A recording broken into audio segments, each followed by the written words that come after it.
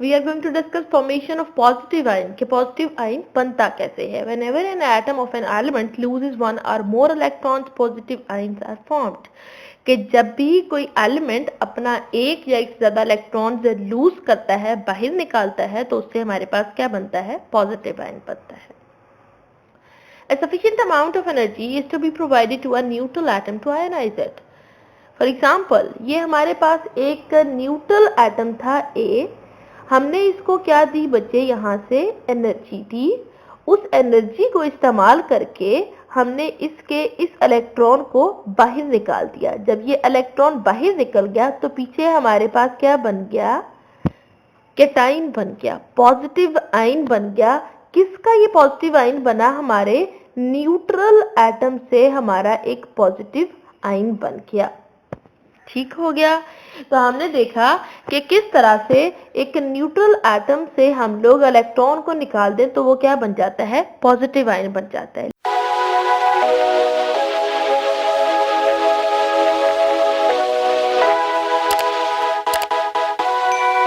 Electron को निकालने के लिए हमें किस चीज की जरूरत होती है?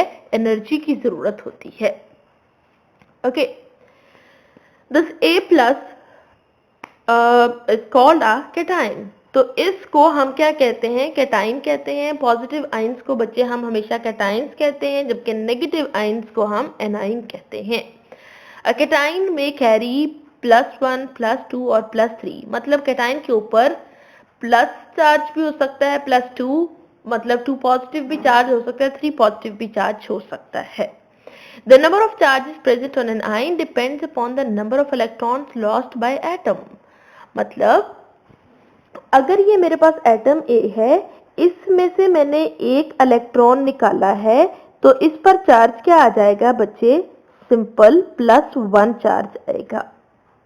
अगर ये मेरे पास एटम A है और मैंने इसमें से बचे 2 इलेक्ट्रॉन्स को बाहर निकाल दिया, तो इस पर चार्ज क्या आएगा? A+2 चार्ज हो जाएगा इस पर. अगर ये मेरे पास A एटम है और मैंने इसमें से 3 इलेक्ट्रॉन्स को बाहर निकाल दिया, तो इस पर चार्ज हमारे पास क्या रह जाएगा? A+3. मतलब इस पर चार्ज क्या हो जाएगा बच्चे? +3. तो इसका मतलब कि चार्ज कितना है वो इस चीज पर डिपेंड करता है कि उस एटम में से कितने इलेक्ट्रॉन्स निकाले गए हैं. अगर एक इलेक्ट्रॉन निकाला गया है तो उस पर चार्ज +1 आएगा, और अगर 2 इलेक्ट्रॉन्स निकाले गए हैं तो उस पर चार्ज +2 आएगा, और अगर 3 इलेक्ट्रॉन्स निकाले गए हैं तो उस पर चार्ज क्या आएगा? +3 आएगा. तो हमने देखा कि किस तरह से पॉजिटिव आयंस बनते हैं और किस तरह से उन पर पॉजिटिव चार्ज आता है. And now, anyhow, energy is always required to do so. Hence, the formation of the positive ion is an endothermic process. जैसे कि मैंने आपको पहले बताया कि हमें ये एटम से आयन बनाने के लिए एनर्जी देना पड़ती है. हम इसको एनर्जी सप्लाई करते हैं और फिर हमारे पास ये एटम से क्या बनता है? आयन बनता है. तो क्योंकि हमें एनर्जी सप्लाई करना पड़ती है, इस वजह से ये हमारे पास क्या है? एंडोथर्मिक प्रोसेस है. ये कुछ की पॉइंट्स हैं जो आप लोगों ने बहुत अच्छी तरह से लर्न भी करने हैं और मेमोराइज भी करने हैं फॉर्मेशन ऑफ पॉजिटिव आयन में, कि ये हमेशा कैसे बनता है? इलेक्ट्रॉन्स के लूज करने से. दूसरी बात ये कि इसको लूज करने के लिए हमें किस चीज की जरूरत होती है? एनर्जी की, जो कि हम इसको प्रोवाइड करते हैं. तीसरी बात हमने ये कही, ये पॉजिटिव आयन को हम कैटाइन कहते हैं और इस पर चार्ज +1, +2 या +3 हो सकता है, और वो डिपेंड करता है कि इसमें से कितने नंबर ऑफ इलेक्ट्रॉन्स लॉस्ट हो रहे हैं. और द फोर्थ वन जो कि हमने डिस्कस किया, उसमें हमने कहा क्योंकि हम इसको एनर्जी प्रोवाइड करते हैं, इस वजह से ये हमारे पास एक एंडोथर्मिक प्रोसेस है.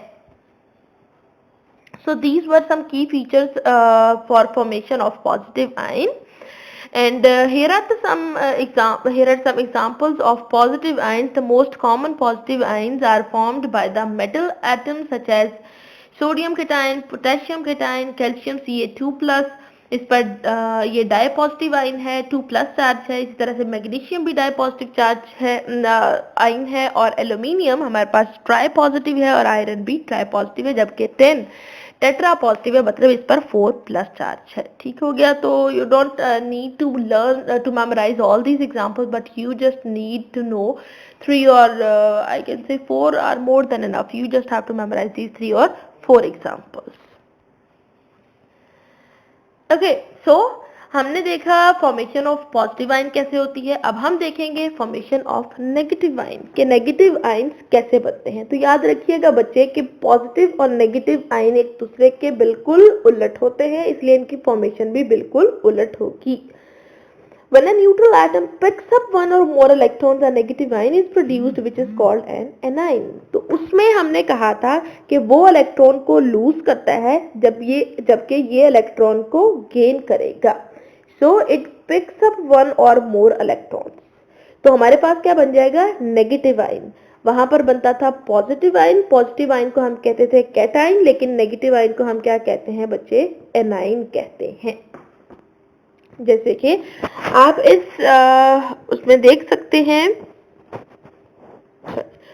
जी कि यहाँ पर हमारे पास B एक न्यूट्रल एटम था, उसने इलेक्ट्रॉन को गेन किया, उसको टेकअप कर लिया, जिसकी वजह से वो हमारे पास क्या बन गया है, एक एनाइन बन गया है। Energy is usually released when an electron is added to the isolated neutral atom. Therefore, the formation of a uninegative ion is an exothermic process।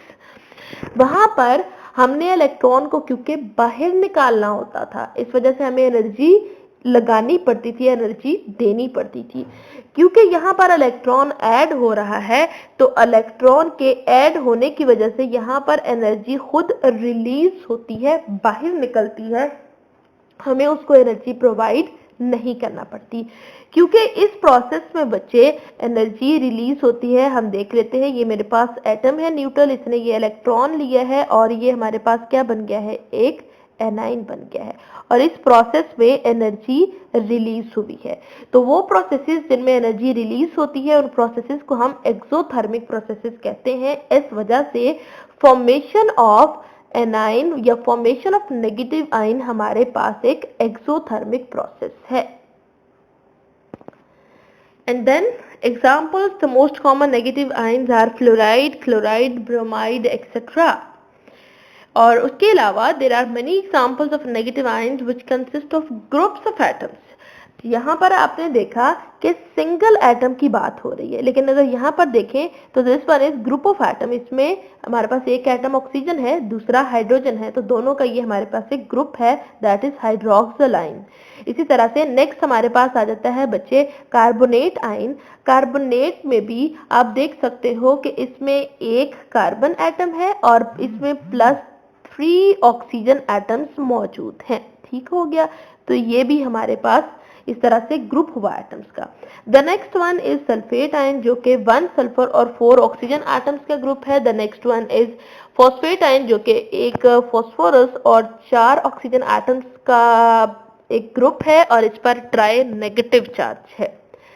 And similarly permanganate और डाइक्रोमेट की एग्जांपल्स दी हुई हैं, तो वही बात, एटलीस्ट 4 एग्जांपल्स आपको अच्छे से आनी चाहिए।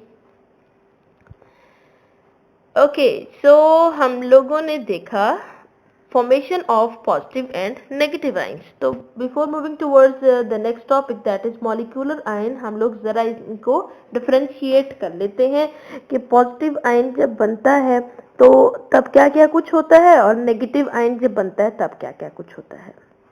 ओके, सो पॉजिटिव आयन इसमें हमने कहा था कि इलेक्ट्रॉन लूज करता है एटम, तो पॉजिटिव आयन बनता है। दूसरा पॉइंट हमने कहा था कि इसमें हमें एनर्जी प्रोवाइड करनी पड़ती है।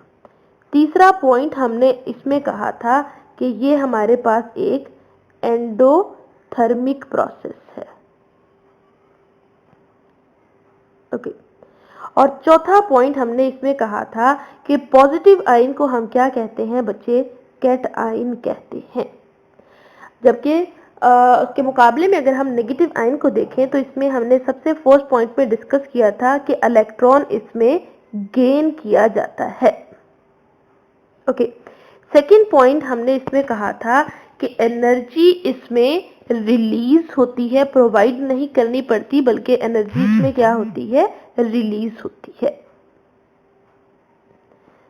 उसके बाद थर्ड पॉइंट हमने क्या कहा था कि ये हमारे पास एक्सोथर्मिक प्रोसेस है, क्योंकि इसमें एनर्जी हमें रिलीज होती है, हमें प्रोवाइड नहीं करना पड़ती। और फोर्थ पॉइंट हमने डिस्कस किया था कि नेगेटिव आयन को हम क्या कहते हैं बच्चे, एनाइन कहते हैं।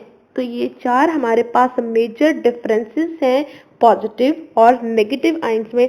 सो अगर आपसे शॉर्ट क्वेश्चन पूछा जाए differentiate between cations and anions, तो आप ये चारों डिफरेंसेस लिखेंगे, प्लस आप इनकी एग्जांपल्स भी लिखोगे। यहाँ पर भी आप एग्जांपल्स लिखोगे और एनाइन में भी आप इसकी एग्जांपल्स लिखोगे।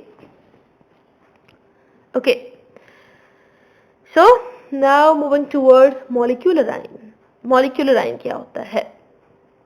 आयन तो जैसा कि हम सब जानते हैं कि कोई भी ऐसी स्पीशी जिसके ऊपर चार्ज होता है उसको हम क्या कहते हैं, आयन कहते हैं। मॉलिक्यूलर यहाँ पर किससे निकला हुआ है बच्चे, मॉलिक्यूल से। ठीक हो गया। तो अगर मॉलिक्यूल के ऊपर पॉजिटिव या नेगेटिव चार्ज होगा तो वो हमारे पास क्या कहलाएगा बच्चे, मॉलिक्यूलर आयन कहलाएगा। समझ आ गई इस चीज की कि अगर मॉलिक्यूल के ऊपर पॉजिटिव या नेगेटिव चार्ज होगा तो वो क्या कहलाएगा, मॉलिक्यूलर आयन कहलाएगा।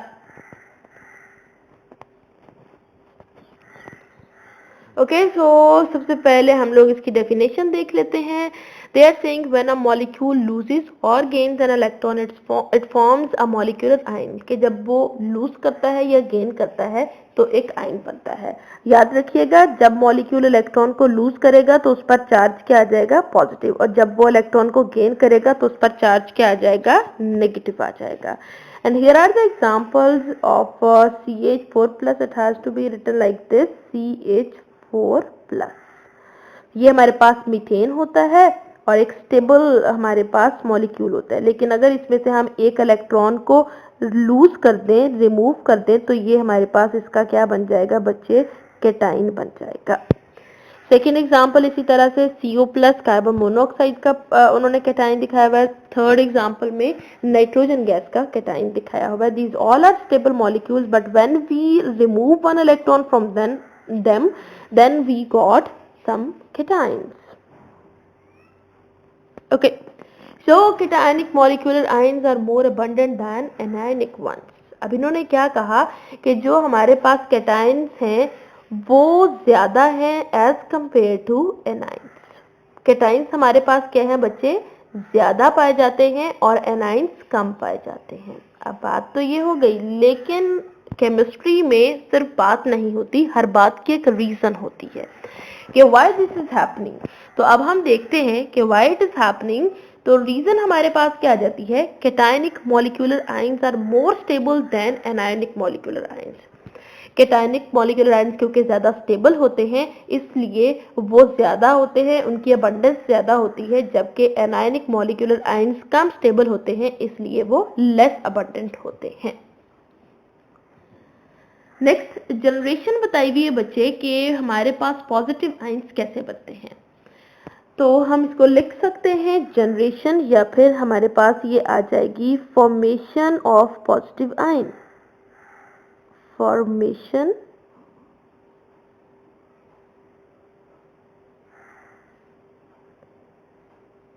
Of positive ion. Okay, so हम देखेंगे कि किस तरह से फॉर्मेशन होती है पॉजिटिव आयन की। कहते हैं these ions can be generated by passing high energy electron beam और अल्फा पार्टिकल्स और एक्स-रेज थ्रू अ गैस। अब होता क्या है इसको देख लेते हैं।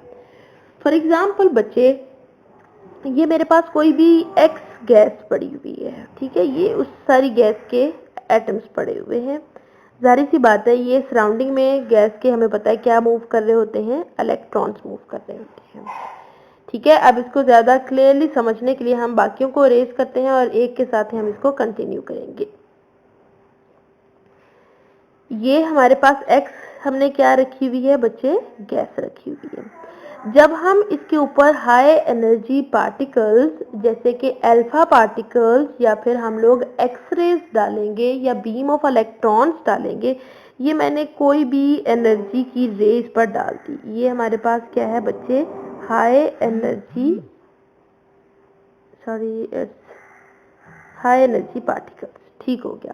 तो जब मैंने ये डाली, ये जाके इस इलेक्ट्रॉन के साथ कोलाइड करेगा और इसको इतने जोर से कोलाइड करेगा कि इसको वो यहाँ से किक आउट कर देगा, मतलब कि बाहर निकाल देगा। जस्ट लाइक दिस आप कहें कि ये हमारे पास एक पर्सन है जो कि यहाँ सर्कल में खड़ा हुआ है, इस सर्कल में। ठीक हो गया।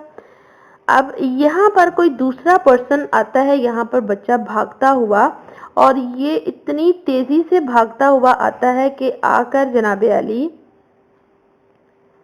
जी, ये इतनी तेजी से यहाँ भागता हुआ आएगा कि इसको जब जोर से टकराएगा, तो आपको पता है जोर से टकराने की वजह से ये वाला जो हमारे पास बच्चा है जो इस सर्कल में खड़ा हुआ है, ये यहाँ से बाहर निकल जाएगा, क्योंकि इसको बहुत जोर का धक्का लगा है, बहुत जोर का पुश मिला है। इसी तरह से जब ये हाई एनर्जी रेडिएशंस इस इलेक्ट्रॉन के साथ टकराएंगी, तो वो इस इलेक्ट्रॉन को यहाँ से बाहर निकाल देंगी, इस इलेक्ट्रॉन को यहाँ से किक आउट कर देंगी। Oh sorry. सो ये हमारे पास एटम है, इस पे ये इलेक्ट्रॉन है, यहाँ भी रख लेते हैं। ये इस पर जब हाई एनर्जी रेडिएशन फॉल करेगी तो ये इस इलेक्ट्रॉन को बाहर निकाल देगी। अब जब एक इलेक्ट्रॉन बाहर निकल जाएगा, तो जब भी हम कहते हैं इलेक्ट्रॉन निकलता है, पीछे हमारे पास जो एटम होता है उस पर चार्ज क्या आ जाता है, पॉजिटिव आ जाता है। तो इस तरह से हमने देखा कि किस तरह हाई एनर्जी रेडिएशन किसी भी गैस में उसके सिंपल न्यूट्रल एटम्स को कन्वर्ट कर देती हैं पॉजिटिव आयंस या कैटायंस में।